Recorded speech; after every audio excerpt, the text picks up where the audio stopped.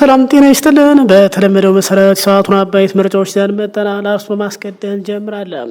ጠቅላይ ሚኒስትር አብይ አህመድ በትናንትናው ዕለት የሰነዘሩትን የአሞራዎች ምሳሌነት ትችት ተከትሎ የኤርትራ በአዲስ አበባ ላይ የሰነዘረችው የቅዠት ፖለቲካ ስትል ጠንከር ያለ ምላሽ ሰጥታለች። እንመለከተዋለን።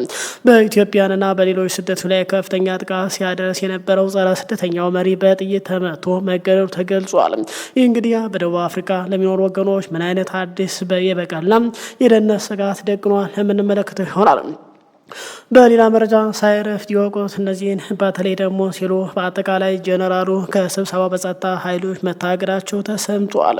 ይህን ተከትሎ ውጥረት አይሏል ተብሏል። ከዚህ በተጨማሪ በተለይ ደግሞ ጠቅላይ ሚኒስትር አብይ አህመድ ትናንትና አምባሳደሩን መቀሌ ሲልኩ እነ ደብረጽዮን ልኡካቸውን ይዘው አስመራ መግባታቸው ተገልጿል። እኒህንና ሌሎች በርካታ መረጃዎች ይዘናል። እስከ ፕሮግራሙ ፍጻሜ አብራችሁ ቆይታችሁ ሰሙታላችሁ። በድጋሚ መልካም ቆይታ። ጀነራሉ ከስብሰባ በጸጥታ ኃይሎች መታገዳቸው ተሰምቷል። ይህን ተከትሎ ውጥረት ማየሉ ይፋ ሆኗል። ከወደ ትግራይ በርካቶች ናቸው ያስባለ መረጃ ይፋ ሆኗል።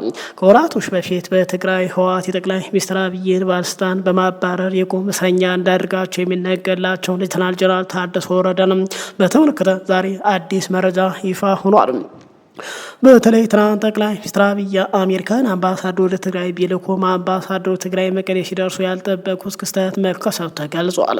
ይህንንም ደብረጽዮን ወደ ኤርትራ በማምራታቸው ሳያገኙ መቅረታቸው ሲገለጽ አምባሳደሩ የቀድሞ የአብይን ባለስልጣን ጀነራል ታደሰን ለማግኘት ያደርጉት ሙከራ ሳይሳካ ቀርቷል ተብሏል። የቀድሞ የትግራይ ጊዜያዊ አስተዳደር ፕሬዚዳንት የነበሩት ሌተናል ጀነራል ታደሰ ወረደና በኢትዮጵያ የአሜሪካ አምባሳደር ኤርቪን ማሲንጋ በመቀሌ ሊያደርጉት የነበረው ውይይትም የጸጥታ ኃይሎች ሌተናል ጀነራል ወደ ስብሰባው እንዳይጓዙ በመከልከላቸው ምክንያት መሰረዙን ጉዳዩን የሚያውቁ የመረጃ ምንጮች ገልጸዋል። ይህ የሆነው አምባሳደር ማሲንጋ ለስራ ጉብኝት በትናንትናው ዕለት መቀሌ መግባታቸው ተከትሎ ሲሆን የአሜሪካው መልእክተኛ በዚህ ወቅት ከረድኤት ድርጅቶች ከፖለቲካ መሪዎችና ከሲቪክ ማህበራት ተወካዮች ጋር በሰብአዊ ሁኔታ በሰላም ጥረቶችና ዘላቂ ግጭት የማቆም ስምምነት አተገባበር ዙሪያ ውይይት አድርገዋል ተብሏል። የመረጃ ምንጮች እንደገለጹት ቀደም ሲል የትግራይ ጊዜያዊ አስተዳደር ፕሬዚዳንት ሆነው ያገለገሉ ሌተናል ጀነራል ታደሰ ከአምባሳደር ማሲንጋ ጋር ለመገናኘት የተያዘ ቀጠሮ የነበራቸው ቢሆንም የጸጥታ ኃይሉ ለጀነራሉ የተመደቡ ጠባቂዎች የጀነራሉ እንቅስቃሴ እንዲገዱ መመሪያ ሰጥተዋል ተብሏል። እንደ መረጃ ምንጮች ገለጻ ከሆነ ጠባቂዎች እናንተ ከእሳቸው ታደሰ ወረደ ጋር እንዳትንቀሳቀሱ ታግዳችኋል፣ ሆኖም እሳቸው መሄድ ከፈለጉ በእግራቸው በራሳቸው መሄድ ይችላሉ የሚል ትዕዛዝ ደርሷቸዋል ተብሏል። በአካል ሊደረግ የታቀደው ስብሰባ ከተደረሰ በኋላ አምባሳደር ማሲንጋና ሌተናል ጀነራል ታደሰ በስልክ ውይይት ማድረጋቸው የመረጃ ምንጩ አክለው ገልጿል። የአሜሪካው ኤምባሲ ሆነ ሌተናል ጀነራል ታደሰ ስለተፈጠረው ክስተት እስካሁን በይፋ የሰጡ አስተያየት የለም። ይህ የእንቅስቃሴ ገደብ የተጣለው በትግራይ ክልል አስተዳደራዊ ለውጦች ተከትሎ የፖለቲካ ውጥረት በነገሰበት ወቅት ነው። ከፕሪቶሪያው ስምምነት በኋላ ተቋቁሞ የነበረው የትግራይ ጊዜያዊ አስተዳደር ህወሓትን የክልሉን የመንግስት መዋቅር መልሶ በማደራጀት በክልሉ የፖለቲካ ጉዳይ ላይ ያለውን የበላይነት ካረጋገጠ በኋላ መፍረሱም ይታወቃል። አምባሳደር ማሲንጋ በመቀሌ በነበራቸው ቆይታ ዋሽንግተን ለትግራይ ሰላም መረጋጋትና የሰብአዊ መልሶ ማቋቋም ስራዎች ያላት ቁርጠኝነት በድጋሜ አረጋግጧል ተብሏል። የአሜሪካ ኤምባሲ እንዳመላክተው አምባሳደሩ የአሜሪካን ድጋፍ ከሚያርሰው ሰብአዊ እርዳታ አቅራቢ ድርጅቶች ጋር ተገናኝተው የተወያዩ ሲሆን ማህበረሰቡ ከጊዜያዊ እርዳታ ወጥቶ ወደ ዘላቂ መልሶ ማቋቋም መሸጋገር እንዲችል ዘላቂ ሰላም መረጋጋት ወሳኝ መሆኑን አጽንኦት ሰጥቷል ተብሏል። ኤምባሲው አምባሳደሩ ከፖለቲካና ሲቪክ ማህበራት መሪዎች ጋር ተገናኝተው ዘላቂ መረጋጋት ለማረጋገጥ በክልሉ ተጨማሪ ግጭት መከላከል ውይይት አስፈላጊ መሆኑና የፕሪቶሪያ ስምምነት ሙሉ በሙሉ መተግበር እንዳለበት አስገንዝበዋል ብሏል። ከጉብኝቱ በኋላ አምባሳደር ማሲንጋ በሰጡ አስተያየት ውይይቶች ትኩረት ያደረጉት ውጥረቶችን በማርገብና ለሰላማዊ ግንኙነቶች እድሎችን መፍጠር ላይ ማድረጋቸውን ገልጿል። ውጥረቱን የሚያረገብና ለሰላማዊ ውይይት በር የሚከፍት ምክክር አድርገናል ሲሉ አምባሳደሩ ተናግረዋል። አክለው ዓለም አቀፍ ማህበረሰብ በአፍሪካ ህብረት መሪነት ዘላቂ ሰላም ለመደገፍ ጥረቱን እንደሚቀጥል በመጠቆም በኢትዮጵያ በአሁኑ ወቅት ያሉ ውጥረቶች ለመፍታት ውይይት ብቸኛ መፍትሄ መሆኑን አስምረውበታል ተብሏል። በጉብኝቱ ወቅት አምባሳደር ማሲንጋ ከህወሓት ምክትል ሊቀመንበር አማኑኤል አሰፋ ጋር የተወያዩ ሲሆን ውይይቱ በትግራይ ወቅታዊ ፖለቲካ ሁኔታና የሰላም ሂደቱን ወደፊት ለማራመድ በሚደረግ ጥረቶች ላይ ትኩረት ያደረገ መሆኑን አማኑኤል ገልጿል ተብሏል። አቶ አማኑኤል እንደተናገሩት የአምባሳደር ጉብኝት በቂ ዝናብ ባለመኖሩ ምክንያት የተከሰተውን የድርቅ ስጋት፣ የሀገር ውስጥ ተፈናቃይ ሁኔታ፣ የሰብአዊ እርዳታ አቅርቦትና ለዘላቂ ሰላም አስፈላጊ ሁኔታዎችን በመገምገም ላይ ያተኮረ ነበር ተብሏል። አምባሳደር ማሲንጋ በትግራይ ሆነ ፌዴራል ባለስልጣናት በኩል ለሰላም ጥረቶች ያለው ዝግጁነት ተረድቷል ያሉት አቶ አማኑኤል በቅርብ ጊዜ ውስጥ ወደ ክልሉ በድጋሚ እንደሚመለሱም ገልጿል። አምባሳደሩ በጉብኝታቸው ከህወሓት ሊቀመንበር ደብረጽዮን ገብረ ሚካኤል ጋር አልተገናኙም። እንደ መረጃዎች ከሆነ ደብረጽዮንና ጀነራሎች በወቅታዊ ጉዳይ ለመምከር አስመራ መግባታቸው ተገልጿል። ማሲንጋ ከመቀሌ ተነስተው ጎንደር መግባታቸውን የተገለጸው ጀነራል ታደሰ በስልክ ንግግራቸው ወቅት የአሜሪካ መንግስት ለጠቅላይ ሚኒስትር አብይ በመንገድ ካሉበት የቁም እስር እንዲያስፈታቸው ጥረት እንዲያደርጉ መጠየቃቸውም ተገልጿል።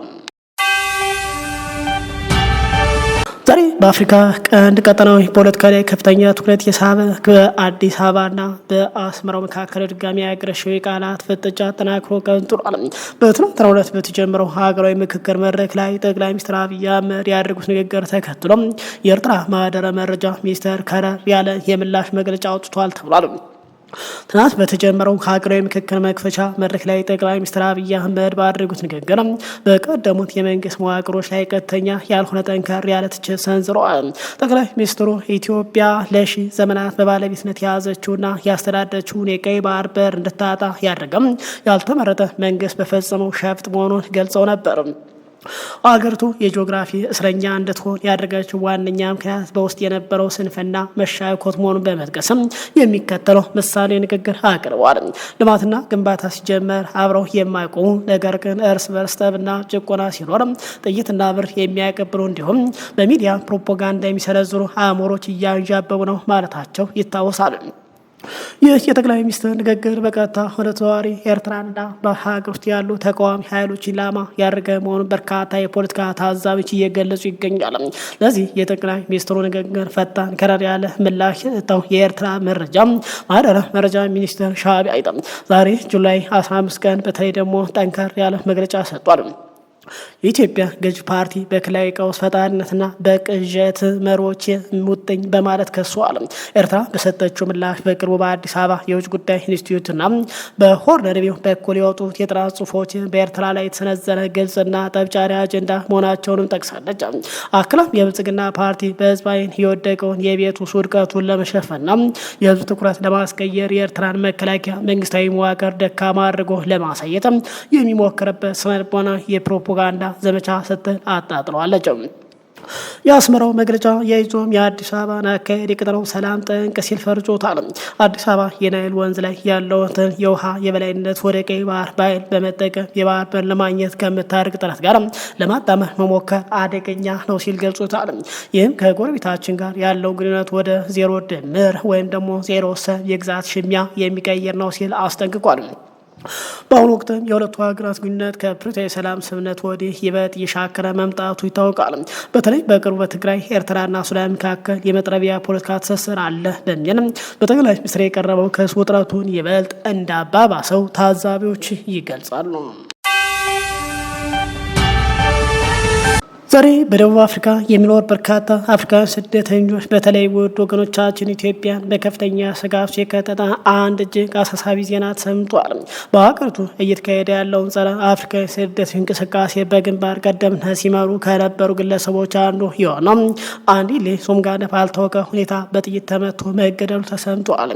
ይህ ክስተት በሀገሪቱ ያለውን ውጥረት ይበልጥ ሊያባብሰው ይችላል የሚል ከፍተኛ ስጋት ደቅኗል። ባለፉት ወራት ህገወጥ የተባለ አፍሪካውያን ስደተኞች ከደቡብ አፍሪካ እንዲባረሩ ግፊት ያደርግ የነበረውና ማርች የተባለው ጠንካራ ስብስብ ከሚመሩት መካከል አንዱ የሆነው አንዲሌ ሶምጋዳ ህይወቱ አልፏል ተብሏል። በጋውቴን ግዛት የንቅናቄ ዋና አስተባባሪ የነበረው ሶምጋዳ ባለፈው ሳምንት ከሚኖርበት ቤት አቅራቢያ ነበር በጥይት የተመታው። ግለሰቡ ለተከታታይ ቀናት በሆስፒታል በጽኑ ሕክምና ሲረዳ ቆይቶ በመጨረሻ ህይወቱ ማለፉን ተረጋግጧል ተብሏል። የደቡብ አፍሪካ ፖሊስ ማክሰኞ ዕለት በሰጠው መግለጫ ግድያውን በጥልቀት ለመመርመርና ፈጻሚዎችን ለሕግ ለማቅረብ ልዩ የባለሙያ ቡድን ማዋቀሩን ይፋ አድርጓል። ሆኖም እስካሁን ድረስ ግድያው የተፈጸመበት ትክክለኛ ምክንያት በፖሊስ በኩል አልተረጋገጠም። ይህ በእንዲህ እንዳለ ሶምጋዳ የሚመራው ማርች ኤንድ ማርች የተባለው ንቅናቄ በአባሉ ሞት በእጅጉ ማዘኑን ገልጾ ግድያው ሆን ተብሎ የተፈጸመ ጥቃት ሲል ጠርቶታል። ቡድኑ በተጨማሪ የሚከተሉትን ነጥቦችም ይፋ አድርጓል። የሞት ማስፈራሪያዎች ሌሎች የቡድኑ አባላትም ተመሳሳይ የሞት ማስፈራሪያ እየደረሳቸው መሆኑን ገልጿል። የጥቃቱ መነሻ ግምትን በተመለከተ ንቅናቄው ጥቃቱን በዝርፊያና በህገወጥ የንቅስቃሴ ውስጥ ከተሳተፉ ቡድኖች የተሰነዘረ የበቀል እርምጃ አድርጎታል። ሌላው የተቃውሞ መቀጠል ነው። በአባላቸው ሞት ሳይደናግጡ የጀመረው ጸረ ስደተኛ እንቅስቃሴና ተቃውሞ በመላው ደቡብ አፍሪካ በተለይ መደበኛ ያልሆነ የውጭ ዜጎች በሚገኝበት አካባቢ ተጠናክሮ እንደሚቀጥል ዝተዋል። ይህ ደግሞ ባለፉት ወራት በተደረጉም እንቅስቃሴዎች ሳቢያ ቀድሞውኑ በከፍተኛ ስጋት የነበሩ ስደቶች ስጋት ይበልጥ የሚያባብሰው ሆኗል። በሀገሪቱ ውስጥ ያለው የስደቶች ጉዳይ እጅግ የተወሳሰበና አከራካሪ እየሆነ መጥቷል። እዚህ ላይ የሁሉንም ወገን ክርክሮች መመልከት ሚዛናዊ ግንዛቤ ይሰጣል ተብሏል። በአንድ በኩል የጸረ ስደተኛ ቡድንና ደጋፊዎች ደቡብ አፍሪካን በሀገሪቱ ውስጥ ካለው ከፍተኛ የስራ አጥነት መጠን ከ30 እስከ 40 በመቶ ይደርሳል ተብሎ የሚገመት እንዲሁም በሆስፒታል በትምህርት ቤቶችና ሌሎች የህዝብ አገልግሎት ላይ ለተፈጠረው ጫና አፍሪካን ስደተኞች ተጠያቂ ያደርጋሉ። በሰኔ ወር መጨረሻ ላይ ከመላው ሀገሪቱ ህጋዊ ያልሆኑ ስደተኞች ሀገሪቱን ለቀው እንዲወጡ ቀነ ገደብ አስቀምጠው የነበረ ሲሆን በርካታ ዜጎች ይህንን ደግፈው አደባባይ ወጥቷል። በሌላ በኩል በደቡብ አፍሪካ የናይጄሪያ ከፍተኛ ዲፕሎማት የሆኑት ኦቼ ለቢቢሲ በሰጡት ማብራሪያ በደቡብ አፍሪካ ያሉ ስደተኞች ከጠቅላላው የህዝብ ቁጥር ከ8 በመቶ አይበልጡ በማለት በሀገሪቱ ውስጥ ያለው ኢኮኖሚና ማህበራዊ ችግር ሁሉ ስደተኞች እንደ ምክንያት ማቅረብ ፍጹም ስህተት መሆኑን ገልጸዋል። ባለፉት ወራት የቡድኑ አባላት በስደተኞች ላይ ጥቃት መፈጸም የሚከሰሱ ሲሆን ኢትዮጵያን ስደተኞች ጨምሮ በርካቶች መገደላቸው ይታወሳል። ሰሞኑን እንኳ የተወሰኑ የቡድን አባላት የኢሚግሬሽን ተቆጣጣሪ መስሎም በመቅረብ የውጭ ዜጎች እንዲወጡ ሲያስጠነቅቁ በፖሊስ ተይዟል። በአፍሪካውያን ስደቶች ላይ የሚደርሰውን እንግልትና ጥቃት መበርታቱ ተከትሎም በተለያዩ ሀገራት የተወሰኑ ዜጎቻቸው ከደቡብ አፍሪካ አስወጥተዋል።